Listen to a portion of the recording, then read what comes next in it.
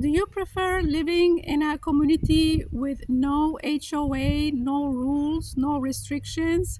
Or do you prefer to have an HOA, homeowners association, that makes rules about how to live in the community and how to keep it their way, but they're very strict, and if you don't follow the rules then you get fines. And I used to live in a condo and they had so many rules. Also, I had neighbors, some of them they didn't follow the rules even though the rules were strict. So some places they have the rules, just they have the rules, and the tenants that were renting or the owners, some of them they disregard that.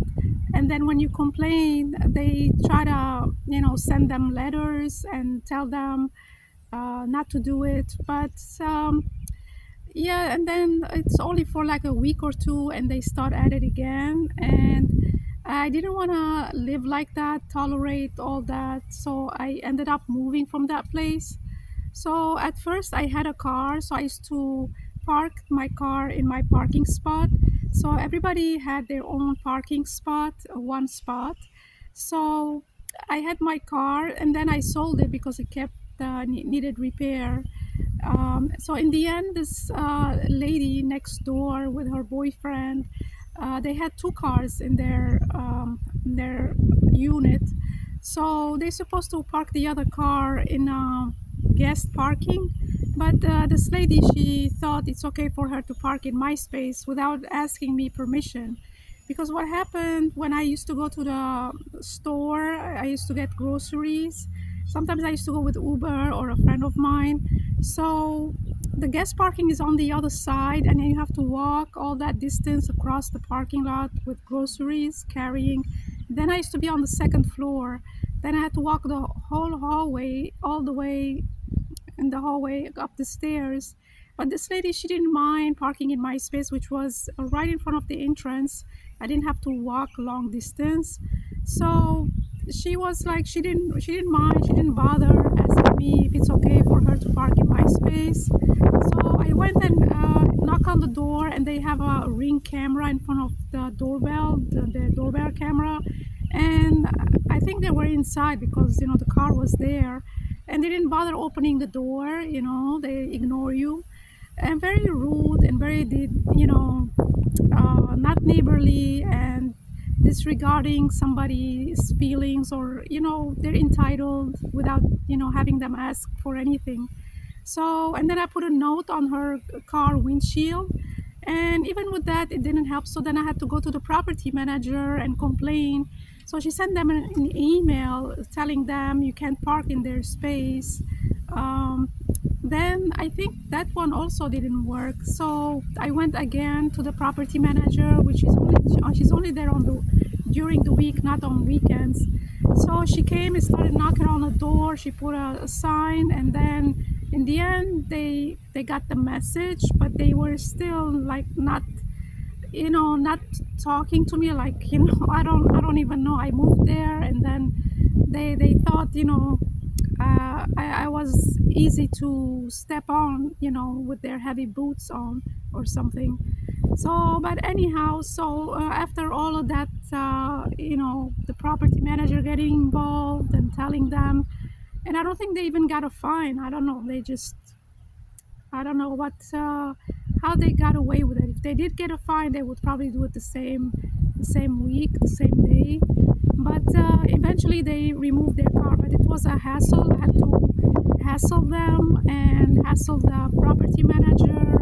So sometimes, even when you live in a HOA with the rules and everything, you get ignored unless it's something to do between you and the association.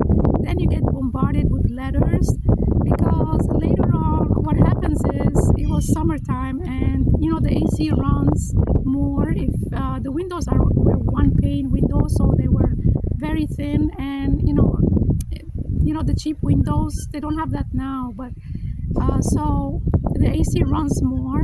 So I try to put one aluminum foil, because I was reading the aluminum foil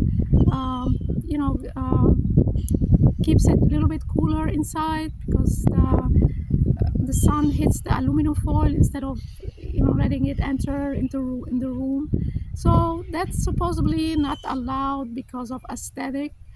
So I got a letter in the mail saying if this issue won't be resolved, you will be fined $100 a day for I don't know how many days till it's resolved, and then they're gonna take different measures.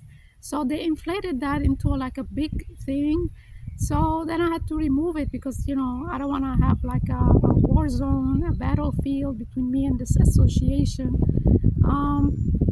So what happens from my experience, if you live in an HOA and you have a battle between you and the HOA, so I would look into resolving that because they try to make an excuse, so they start sending you fines and letters and things harassing you. So, but if you have something with the neighbor, it takes a while for them to resolve it.